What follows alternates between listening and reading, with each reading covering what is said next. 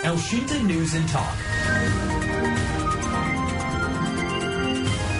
Pendengar, pemerintah meningkatkan target penerimaan pajak pada tahun 2026 menjadi 2.357,71 triliun rupiah atau meningkat 13,5%. Dalam buku 2 nota keuangan, pemerintah menyatakan bakal mengejar target tersebut dengan meningkatkan pengawasan kepatuhan pajak dan mengoptimalisasi Compliance Risk Management atau CRM, karena kini pengawasan tidak lagi dapat mengandalkan pendekatan konvensional. Berikut adalah petikan pernyataan dari Menteri Keuangan Sri Mulyani.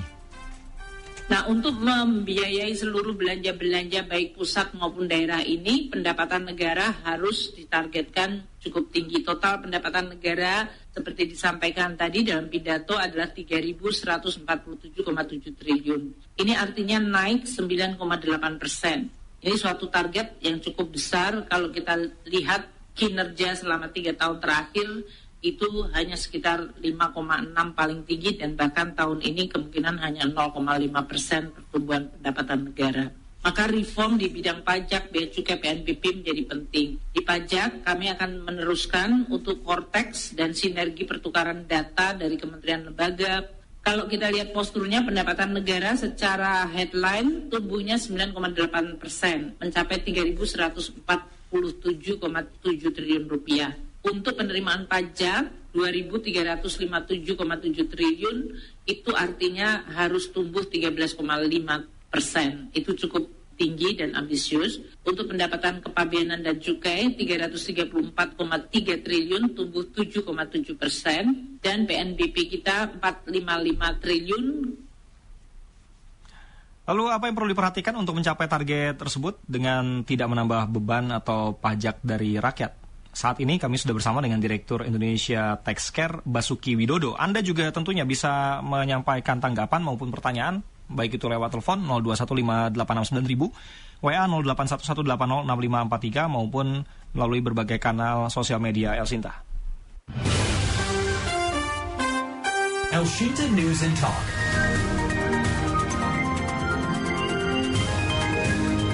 Pak Basuki, ini target yang realistis di tengah kondisi ekonomi Indonesia saat ini atau terlalu ambisius dan sulit untuk dicapai, Pak? Iya, kalau saya pikir ini terlalu ambisius dengan melihat kepada dari sistem pajak itu sendiri. Karena sinyal-sinyal ini kan sangat kuat ya. Misalkan Bank Dunia mengatakan bahwa sistem pajak Indonesia yang terburuk, bahkan pengangguran termasuk kemiskinan itu kan semakin tinggi.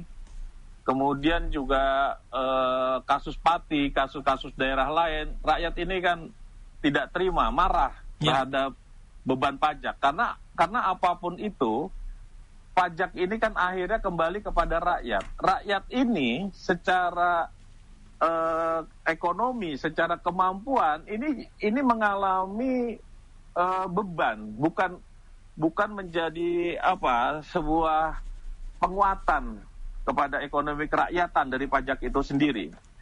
Ya, kemudian dari hal lain, kalau kita lihat pajak sendiri tidak pernah memperhatikan yang namanya perbaikan atas sistem yang dibangun, seperti korupsi terus merajalela. Kayak kalau saya katakan dari hasil penelitian yang kami lakukan, penyimpangan dan korupsi itu berjalan bebarengan dengan target penerimaan. Jadi oknum-oknum yang ada di kantor pajak itu mendompleng kepentingan negara. Seperti misalkan begini, kantor pajak itu punya target. Ya. Saat target itu menjadi sebuah ukuran, maka petugas-petugas itu akan melakukan tekanan-tekanan. Maka dipakailah pasal-pasal yang banyak menekan kepada pengusaha-pengusaha. Menekan sekaligus menakut-nakuti gitu ya? Ya otomatis. Jadi pajak ini kan hadir menjadi momok, menjadi sesuatu yang meneror masyarakat. Itu yang terjadi. Nah, selama ini hal-hal seperti ini dibahas nggak untuk diperbaiki? Nah, saat pajak itu ditekan menjadi sebuah target, banyak pengusaha-pengusaha yang akhirnya itu apa? Ya minta tolonglah tanda kutip. Akhirnya diselesaikanlah dengan tanda sejumlah uang kan. Di bawah akhirnya meja. Apa? Itu selesai di bawah meja. Itu banyak sekali. SP2DK. Berapa juta surat itu yang dikirimkan kepada WP.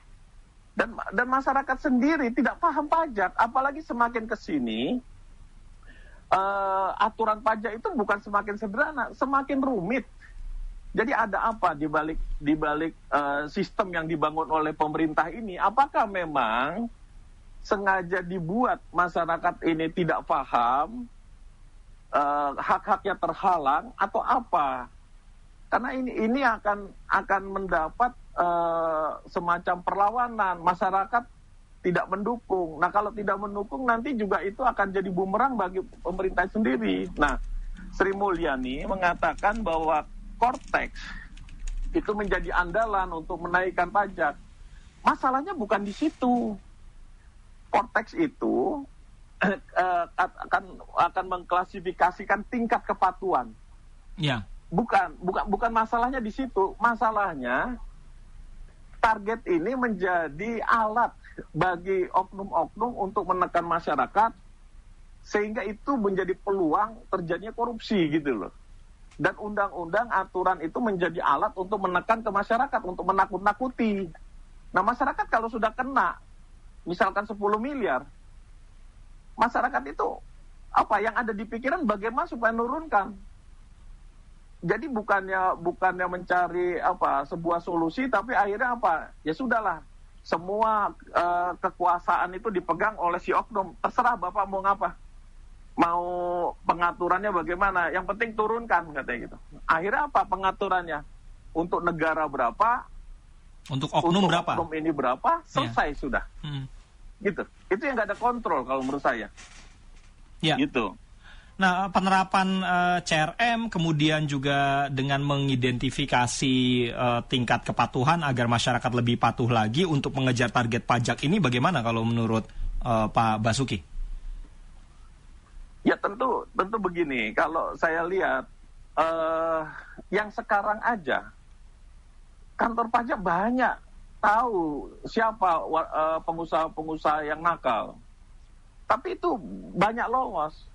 Kenapa? Karena mereka menggunakan ahli-ahli konsultan, lawyer-lawyer yang pinter-pinter gitu loh. Yeah. Dengan harga mahal mereka bisa keluarkan sehingga mereka lolos. Nah, akhirnya kebijakan target tadi lebih menyasar kepada yang kecil-kecil, orang-orang masyarakat tidak berdaya. Iya. Nah, ini yang sangat mengerikan nantinya. Jadi yang dikatakan sebagai kenaikan 13% dibanding 2025, itu siapa yang menanggung? Jangan-jangan masyarakat kecil gitu loh. Nah, ini akan berdampak perlawanan. Masyarakat tidak mau cara kebijakan seperti itu. Jadi kalau saya pikir yang harus diperbaiki pertama adalah korupsi. Bagaimana cara mencegah korupsi ini jangan sampai merajalela. Bahkan sekarang saya lihat kepentingan pajak ini semakin liar. Seperti adanya email-email gelap, adanya orang-orang yang mengatasnamakan dari Dirjen Pajak atau kantor pajak, terus meminta rekening dan lain sebagainya. Jadi itu yang pertama, harus diberantas itu dulu. Karena ini menyangkut kepercayaan masyarakat. Yang kedua, yang harus diperbaiki adalah kesadaran. Kepercayaan masyarakat saat ini sudah semakin menurun. Nah, itu yang harus dikembalikan.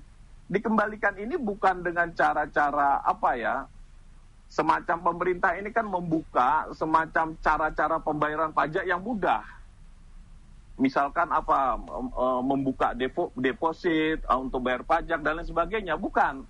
Tapi bagaimana memberikan semacam keringan-keringanan, stimulus ekonomi supaya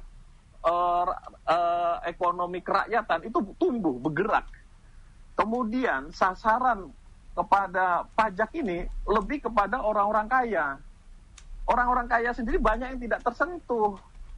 Yang saya lihat itu notabene juga orang-orang yang menduduki jabatan-jabatan penting di negeri ini, seperti anggota dewan, kemudian para artis. Mereka di backing, sehingga apa? Mereka tidak dikenakan pajak, bahkan bisa lolos pajaknya itu. Sedangkan orang-orang kecil yang berusaha dari bawah itu malah kena. Saya menemukan banyak kasus masyarakat, pengusaha-pengusaha yang jujur itu malah dapat tekanan. Jadi semakin jujur bukan semakin mendapat semacam perlindungan atau semacam pemberian semacam jalur-jalur untuk dimudahkan baik bisnisnya, kemudian stimulus-stimulus yang lain, tidak, tapi makin ditekan pajaknya, dicari terus yang namanya kelemahan-kelemahan itu. Sedangkan banyak pengusaha-pengusaha yang tanda kutip nakal, bahkan ilegal, itu nggak bisa kejangkau. Kenapa? Karena petugas-petugas pajak memang tidak dibekali kemampuan untuk mengejar pengusaha-pengusaha yang nakal, pelaku-pelaku yang nakal, gitu loh. Jadi lebih kepada pola-pola lama, yang lebih kepada yang cenderung terbuka. Nah, itu ada istilah, makanya kan berburu di kebun binatang. Itu kan sebenarnya istilah itu kan muncul karena seperti itu. Kembali lagi ke orang-orang yang memang patuh gitu loh. Oke. Baik. Kita dengarkan juga pendapat dari masyarakat ya. Silakan yang lain bisa telepon 0215869000.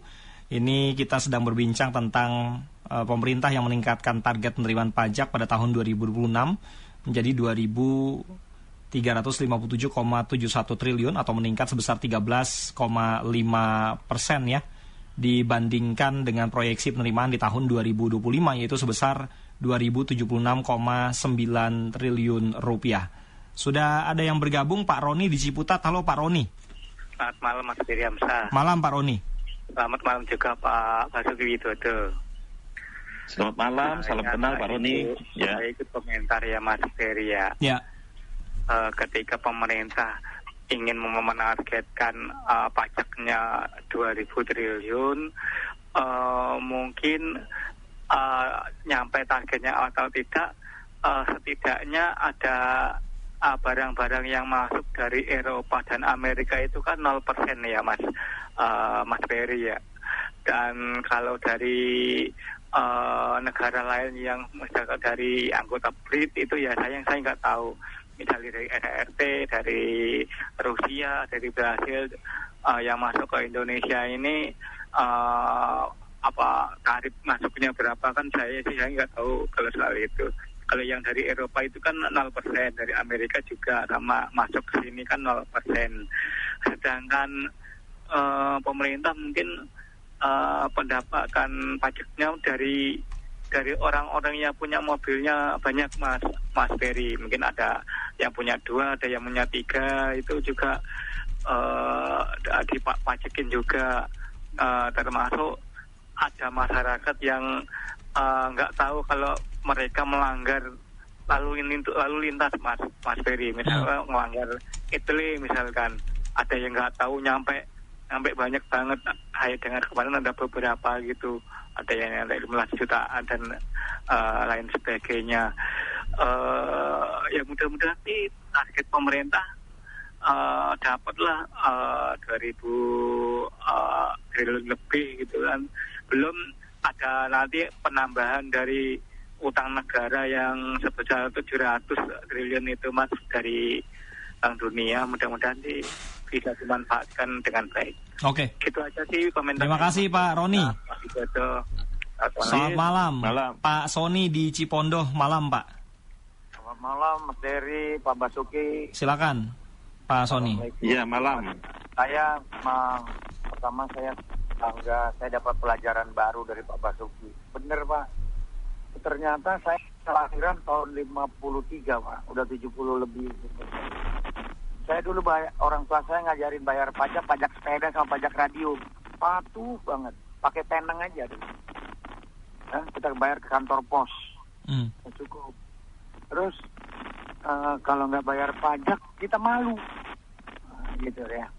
Sekarang tadi yang Pak Basuki bilang, kita lembaran pajaknya nggak ngerti Pak. Bayar pajaknya saya Mas Dery juga nggak paham tuh kalau mau bayar pajak. Ada PBB, pajak nggak ngerti juga. Ada PBB, ada IMB, apa segala macam pajak. Banyak sekali jenis pajak. Dan yang betul.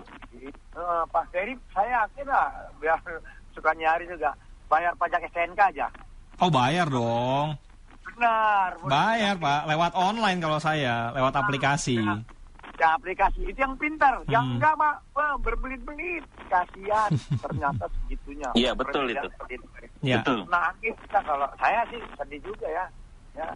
Jadi kok sampai masih begini, saya udah sampai kemana-mana ini. Ya, umur saya 70 lebih tahun ya. Mungkin Pak Basuki paham. Jadi gini, Pak. Coba kasih penjelasan tentang pajak. Kalau Mas Dery lihat ini ya, di mana bayar pajak sepeda motor lah, ya, yang gampang. Orang itu bukan nggak mau bayar pajak gitu, dianggap rumit bayar pajak. Jadinya enggan, jadi malas gitu ya Pak Sony ya? Gitu. Oke. Ini Pak Basuki ini bagiannya nanti jelasin. Baik. Terima kasih yang ketiga. Baik. Penjelasan tentang pembayaran pajak ini jangan terlalu banyak ini Pak. Pajak kayak Bu Sri Mulyani ngomongnya meningkat tapi pajaknya naik terus. Akhirnya kejadian di Pati. Rasa kepercayaan masyarakat itu berkurang. Ya kan? Dia lagi nanti ingat Gayus lagi. Ya kan? Iya. Duit pajak diembat. Nah, terima kasih. Mohon maaf. Assalamualaikum warahmatullahi wabarakatuh. Waalaikumsalam warahmatullahi wabarakatuh. Nah, ini potret tadi yang di awal disampaikan oleh Pak Basuki nih. Banyak istilah-istilah, terus proses-proses yang bikin orang jadi mungkin enggan ya. Sama tadi seperti Pak Sony kan ya. Banyak yang bikin ribet, dokumen-dokumennya jadinya ya malas. Bukan mereka nggak mau bayar pajak sebetulnya. Mau, tapi prosesnya dianggap rumit. Beda dengan dulu kata Pak Sony tadi. Silakan Pak Basuki bisa ditanggapi. Iya. Jadi Pak Roni ya tadi Pak Roni itu memberikan masukan keprihatinannya atas impor yang diberikan 0% dan sebagainya. Bea masuk ya. Jadi kalau menurut saya pemerintah ini salah satu Mas Dery.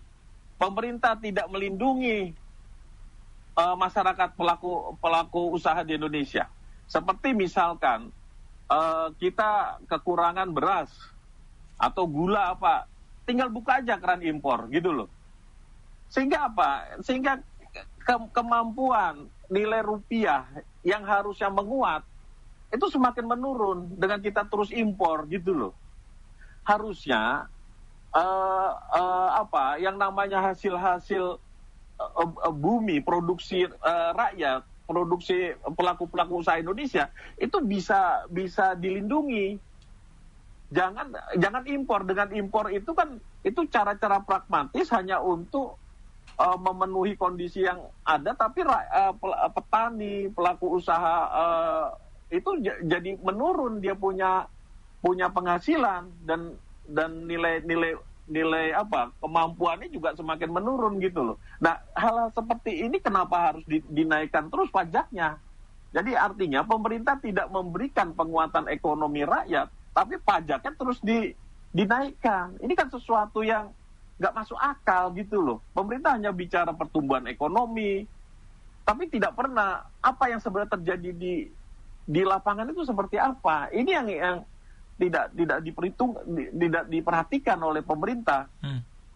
Nah, tadi yang Pak Sony katakan itu benar ya. Tahun 70-an termasuk orang tua saya, termasuk om saya, semua patuh sekali bayar pajak radio, pajak TV gitu loh. Itu tidak diseru, tidak mereka bayar sendiri aja gitu loh. Sampai saya masih ingat itu, saya masih SD apa-apa itu, saya dimarah-marahin karena saya harus setor uang untuk bayar pajak, saya nggak lakukan itu. Dia marah orang tua itu. Yeah. Tapi sekarang sudah nggak ada itu. Kenapa? Ini yang saya maksud. Kepatuhan pajak kita rusak oleh sistem yang dibangun dengan target gitu loh. Sehingga nanti masyarakat ini akan melakukan perlawanan. Perlawanan itu tidak mesti terjadi yang seperti di Pati. Masyarakat itu melakukan semacam saya tidak mau bayar pajak. Saya tidak mau melaporkan yang sebenarnya. Saya punya hitungan, saya akan umpetin, saya akan sampai di mana cara membangun pajak seperti itu? nanti pemerintah sendiri yang akan menjadi bumerang kalau tidak memperhatikan potensi kepatuhan yang ada di masyarakat. Karena sebenarnya rakyat Indonesia ini orang-orang yang patuh, yang cenderung itu cenderung itu mengikuti aturan-aturan yang dibuat oleh pemerintah. Tapi dengan memperlakukan masyarakat seperti itu nanti masyarakat akan menganggap bahwa pajak ini harus dihindarkan, bukan untuk dipatuhi gitu loh. Oke. Nah seperti tadi, itu benar, saya sendiri ngalami waktu bayar pajak kendaraan itu nggak ada kan, pajak kendaraan itu di mana, di keliling ya, mobil keliling itu nggak ada yang memberikan informasi. Saya tanya itu polisinya tuh lagi baca koran, itu boro-boro hanya ngeliatin saya, diemin aja dia. Loh, saya ini mau bayar pajak, saya ngorbankan uang saya untuk negara, kok diperlakukan seperti ini? Itu antriannya panjang sampai kemana ya? Ke jalan, hampir ke jalan itu waktu itu, di Kalibata itu. Baik, Pak Basuki, kita terima telepon dulu Pak, boleh Pak ya? Ada pendengar ataupun masyarakat lainnya juga ingin menyampaikan pendapat. Ini dari Surabaya ada Bu Nila. Halo Bu Nila. Ya, Bung Beri, selamat malam. Malam Bu Nila. Basuki, selamat malam. Pak Malam, Basuki, salam kenal. Pak Basuki, hari ini saya bahagia banget Pak Basuki ternyata udah ngeluarin semua kata-kata apa yang terjadi sebenarnya di masyarakat. Yang kurang itu gini Pak, akibatnya pengusaha atau pabrik-pabrik pokoknya yang patuh dan sudah komputerisasi, sudah semuanya itu pokoknya serba komputer, itu bahkan akhirnya ngomong gini, udah deh sisain satu yang salah, biar nanti kalau diperiksa, mereka kalau nggak ketemu ada yang salah, pasti dibongkar-bongkar semuanya, nggak akan selesai-selesai. Oh, dicari-cari gitu Bu? Iya, mendingan biarin sisain satu salah ya, nggak sengaja gitu ya, pegawai teman saya itu nggak sengaja gitu ya, terus salah, ya udah biarin aja kata bosnya, biarin aja biar ketangkap itu yang salah, biar mereka puas. Aduh, itu satu ya Pak ya. Terus dua, pengusaha itu kan paling nggak suka rame-rame ya Pak, nggak suka berperkara karena buang waktu. Jadi mereka itu mengintimidasi. Terus akibatnya, yaitu tadi Bapak Basuki ngomong damai, berapa masuk ke kas negara, berapa masuk ke kantong. Kenapa? Lihat aja Pak, laporan harta kekayaan pejabat negara di KPK itu pejabat pajaknya sudah diekspos oleh KPK, banyak yang menyalahgunakan harta bendanya itu disimpan ke istrinya untuk investasi A, B, C, D, E, F, G. Itu ada, sudah diekspos oleh KPK, terutama di Dirjen Pajak. Terus kok Sri Mulyani itu diam aja ya Pak ya? Sri Mulyani, saya tidak mengatakan jelek, tapi Sri Mulyani ini saya minta tolong deh, turun ke bawah, jangan di atas terus, dengar suara masyarakat tuh gimana sebelum jadi pati yang kedua. Jadi jangan taunya cuman di atas, terus kalau dikritik nggak suka.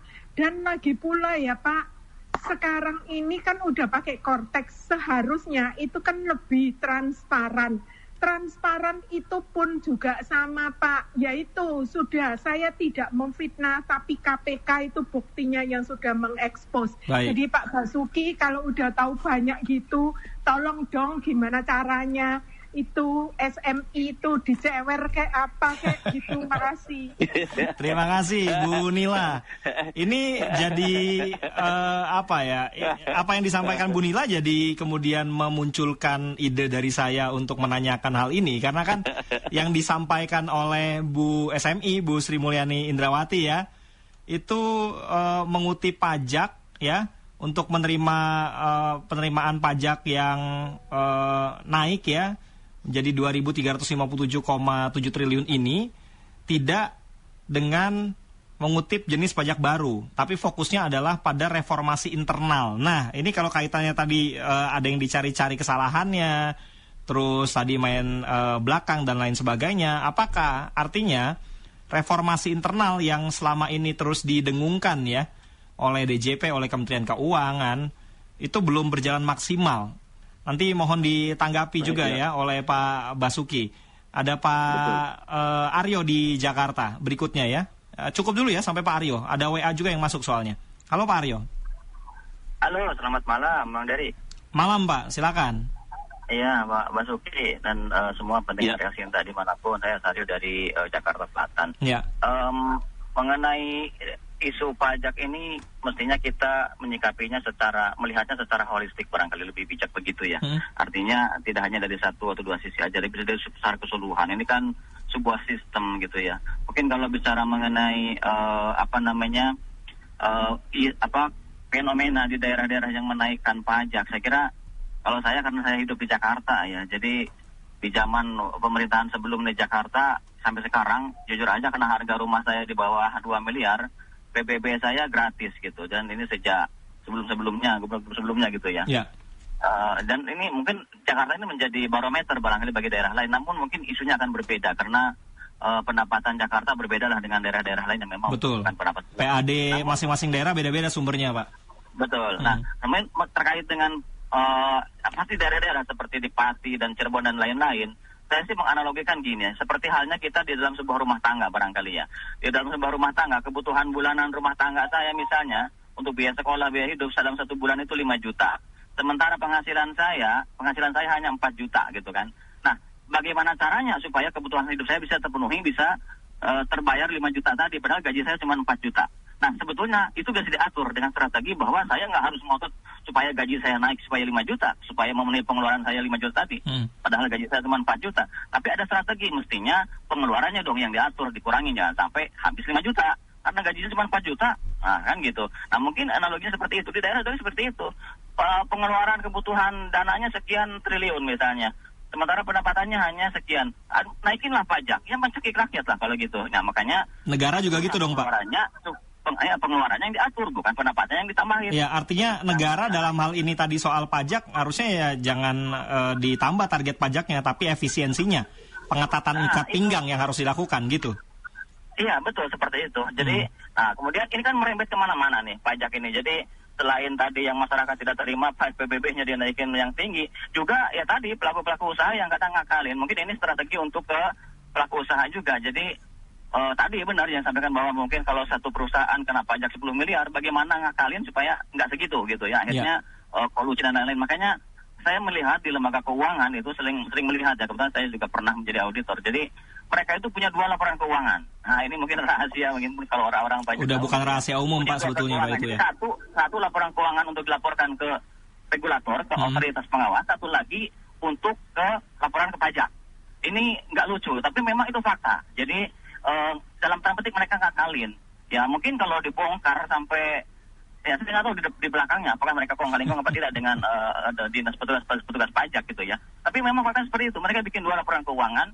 Ya untuk pengenaan pajak ya pasti dikecilin dong pendapatannya kan gitu. Nah ini fenomena-fenomena ini kalau kita lihat dari secara keseluruhan ya, tidak hanya dari sisi masyarakat, dari sisi pemerintahnya, juga dari sisi yang lain-lainnya, termasuk regulasi dan lain-lain. Mungkin itu dari saya. Oke. Terima kasih Pak Aryo di Jakarta. Ada Pak Basuki juga via WhatsApp, itu potensi pajak yang hilang dari BUMN yang masuk ke dalam kas dan antara itu berapa? Apakah itu legal secara undang-undang perpajakan dan lain-lain? Ini dari Pak Basuki.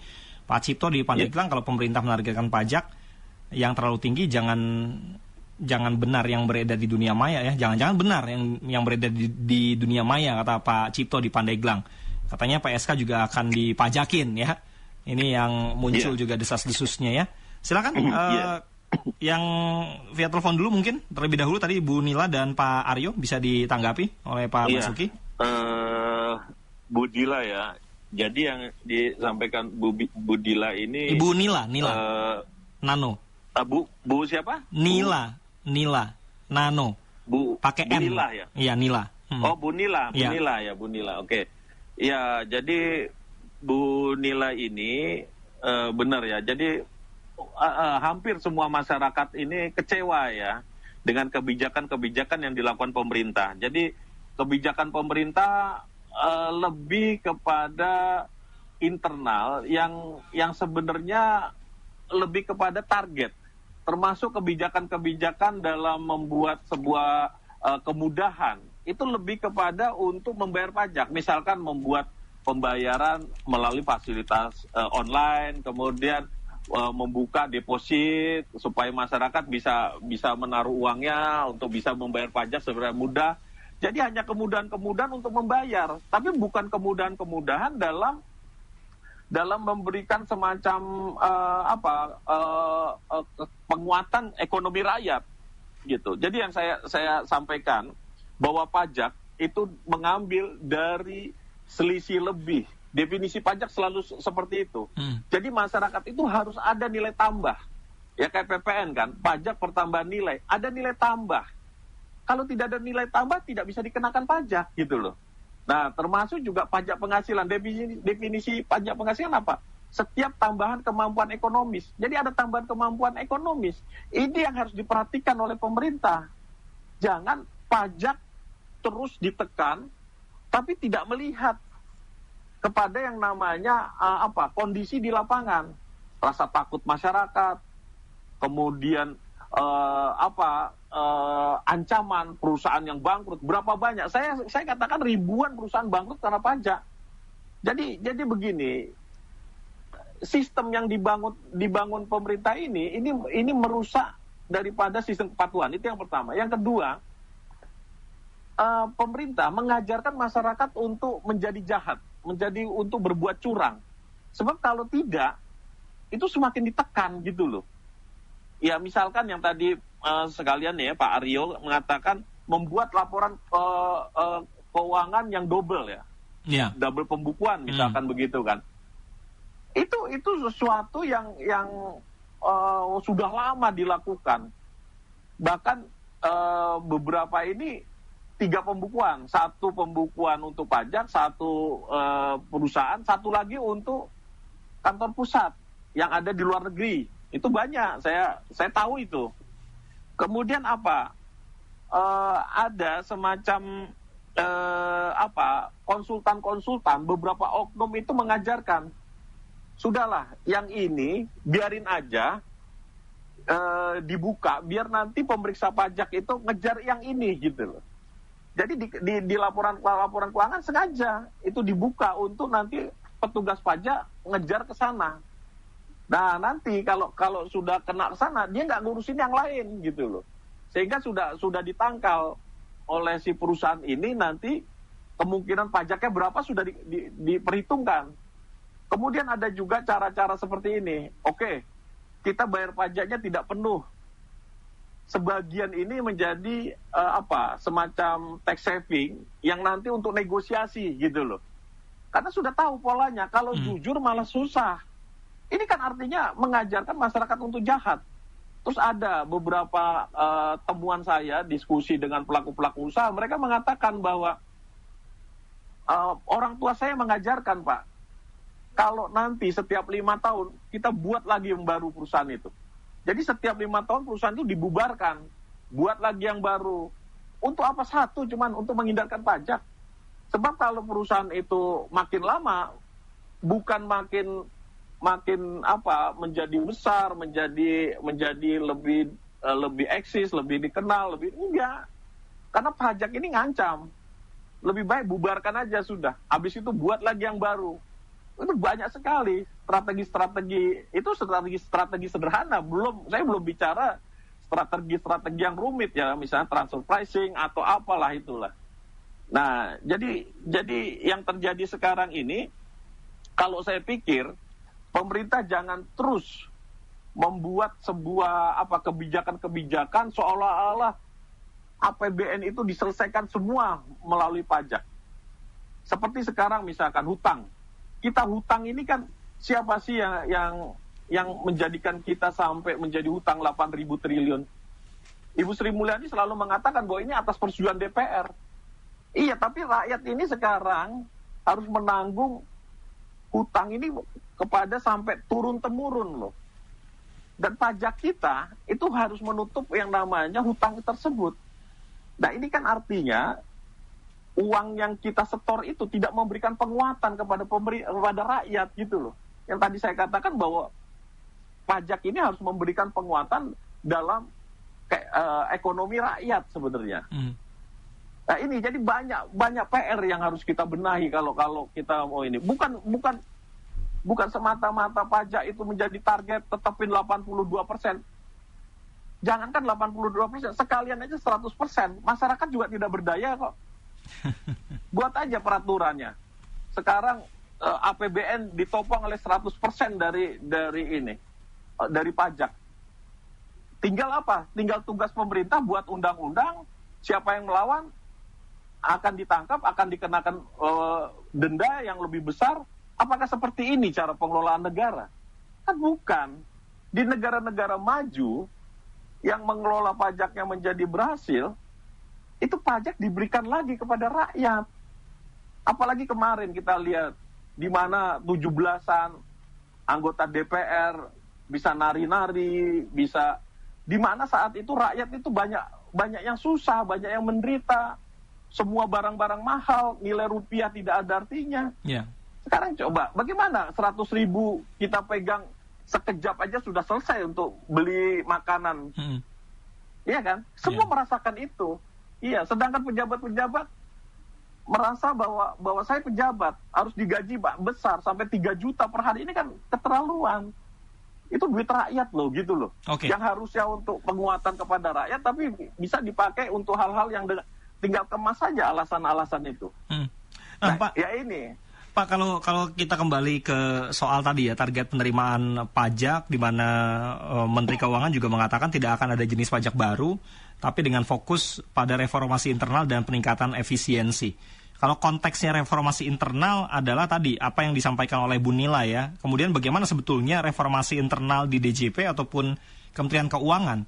Artinya apakah belum maksimal, Pak, reformasi yang dilakukan, terutama untuk memperbaiki mereka-mereka oknum-oknum di dalamnya ini? Nah ini, bagi saya ini pekerjaan yang tidak mudah. Saya berani bertaruh itu. Karena saya bisa katakan, mungkin ya secara prediksi saya, hampir sebagian besar dari kantor-kantor pajak itu banyak sekali oknumnya, gitu loh. Jadi kalau kita mau melakukan reformasi dan Ibu Sri Mulyani berani, itu bisa bubar kalau benar-benar dilakukan. Makanya yang kalau memang Ibu Sri Mulyani memang mau melakukan reformasi, bukan hanya di dalam kalau menurut saya, tapi ajak masyarakat untuk juga memperbaiki. Karena apa? Karena pajak ini kan dari rakyat, pengorbanan rakyat. Libatkan rakyat ini. Buka yang namanya pengaduan kepada oknum ini dibuka secara fair. Jadi jangan kepada yang namanya adanya kepentingan gitu loh. Karena saya lihat kayak misalkan berapa yang kemarin kasus yang 349 triliun apa berapa itu ya. Itu kan yang jelas-jelas sebuah penyimpangan tapi tidak bisa dibongkar kan. Artinya setelah sekian tahun baru ketahuan. Itu. Jadi hal-hal seperti ini yang harus benar-benar transparan pemerintah untuk memperbaikinya. Jangan hanya sebatas melakukan sebuah reformasi atau melakukan sebuah perbaikan internal, tapi tanda kutip dalam rangka menyelamatkan target. Yang penting jangan rame, yang penting semua masalah bisa ditutupi. Seperti kemarin kan, Ibu Sri Mulyani mengatakan pajak sama dengan wakaf atau zakat gitu kan. Yeah. Sekarang yang menjadi pertanyaan, apakah memang seperti itu? Makanya jangan, maksud saya gini loh, bagaimana pajak ini banyak sekali penyimpangan, banyak sekali pelanggaran, kezoliman, tapi bisa disamakan dengan zakat gitu loh. Kalau zakat itu kan tumbuh dari kesadaran. Masyarakat tidak perlu yang namanya ditakut-takuti, tidak perlu yang namanya sebuah aturan. Aturannya itu hanya hubungan manusia dengan Tuhannya. Dan setiap Lebaran, Idul Fitri, masyarakat memberikan zakat dengan ikhlas. Bahkan orang-orang yang susah mau memberikan uangnya kepada masjid, kepada ini. Tapi ini kan sangat berbeda dengan zakat, gitu loh. Makanya pemerintah kalau memang pengen pajak ini disamakan dengan zakat dan wakaf, makanya bangun kepercayaan itu kepada rakyat, gitu loh. Jangan sebatas internal di Kementerian Keuangan atau Dirjen Pajak, ajak masyarakat, gitu loh. Itu Mas Dery kalau menurut saya. Oke, Pak, dengan target setinggi ini ada resiko juga nggak sih sebetulnya kalau pemerintahnya terlalu agresif dalam pemungutan pajak, kemudian bisa mengganggu iklim investasi begitu misalnya? Oh jelas, kalau menurut saya ini bisa berbahaya bagi APBN. Seperti misalkan waktu zaman COVID, itu kan penerimaan anggaran itu bersumber pada pajak. Sehingga pada waktu terjadi COVID, di mana semua usaha itu berhenti, masyarakat juga banyak yang bangkrut segala macam, maka dampaknya kepada COVID, kepada anggaran. Makanya ini pemerintah harus hati-hati dalam menyikapi ketergantungan kepada pajak. Jangan pajak ini menjadi andalan tapi tidak memperhatikan potensinya. Jadi kalau bisa dibilang sebuah pohon itu harus dirawat pohon ini.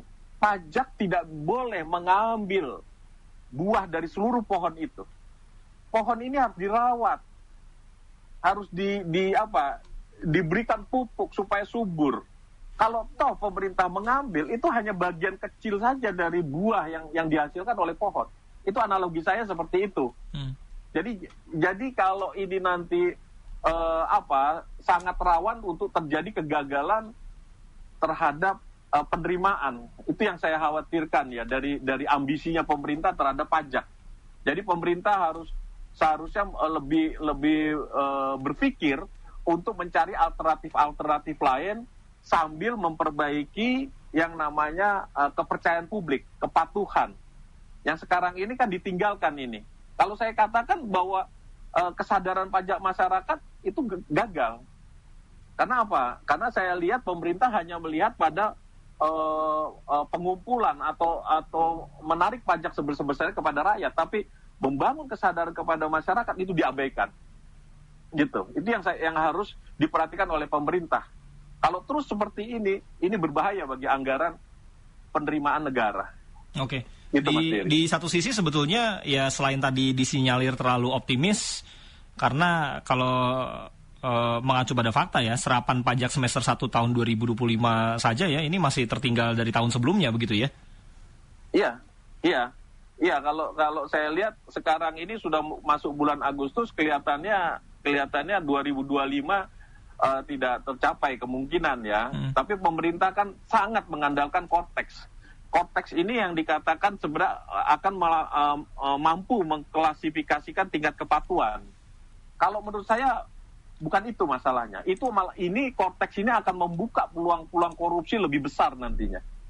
Karena masalahnya itu bukan masalah pajaknya, tapi masalah individu. Di internalnya DJP atau Kemenq gitu ya. Iya, mereka punya kekuatan untuk mengatur, mendikte masyarakat. Masyarakat tidak berdaya. Jadi kesadaran pemahaman masyarakat itu tidak tahu tentang pajak. Ini yang sangat mudah untuk dikelabui masyarakat itu. Gitu loh. Itu Mas Dery kalau yang saya rasa itu. Baik. Pak Basuki Widodo, terima kasih Pak waktunya sudah bersama Elsinta Pak Basuki. Selamat malam Pak. Mas Dery. Direktur Indonesia Tax Care Basuki Widodo.